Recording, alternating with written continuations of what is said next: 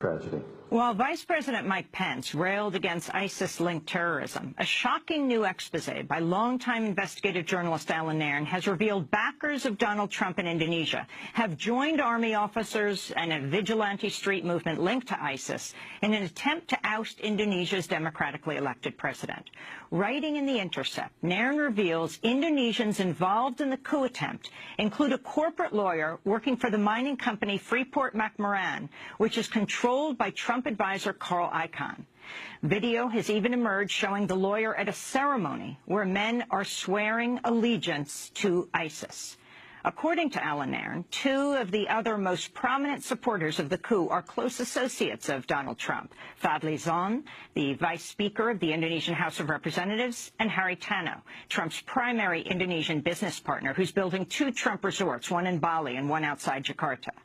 Nairn's article is making with the local Trump people in Indonesia, including his top political backer, the politician Fadli Zon, including his local business partner, Haritano, and others, have been funding and backing this coup movement. The instrument they have been using is what purports to be a radical Islamist street movement, which has been staging massive demonstrations on the streets of Jakarta, demonstrations drawing out hundreds of thousands, perhaps millions of people. And their hook is what they claimed to be a religious issue, where they're attacking and demanding the death by hanging of the incumbent governor of Jakarta, who happens to be an ethnic Chinese Christian who is currently standing trial for insulting religion, for insulting Islam. Is the number 2 person in the Indonesian Congress. And they tried to censure him for appearing with Donald Trump on the grounds that it was unethical. And as the imam had pointed out, the thing that Trump is famous for in U.S. politics is being a racist and being anti-Islam.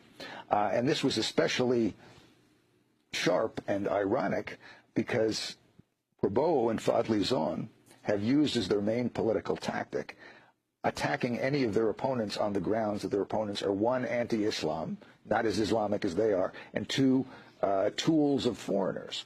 PraBacok, of course, as he had told me in our extensive discussion, himself was the closest partner of U.S. intelligence in Indonesia when he was helping to run the mass murdering Suharto military. He worked for the DIA, the U.S. Defense Intelligence Agency, but in the campaign he was running as a phony nationalist. Are we aware of the Trump connections to the supporters of the coup movement?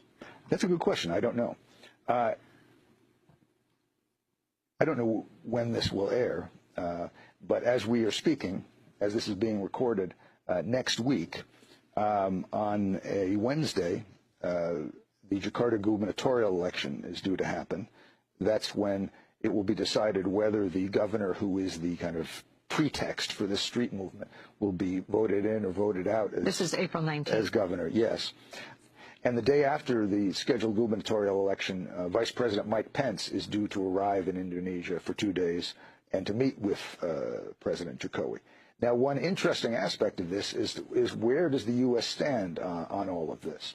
Because on the one hand, the U.S. has a long-time policy in countries around the world of backing the repressive armies and security forces, but on the other hand, also backing elected presidents, as long as those elected presidents do not have a program that threatens U.S. corporate interests or the interests of the local rich, or the fact that the U.S. is allowed to back the local army and security forces.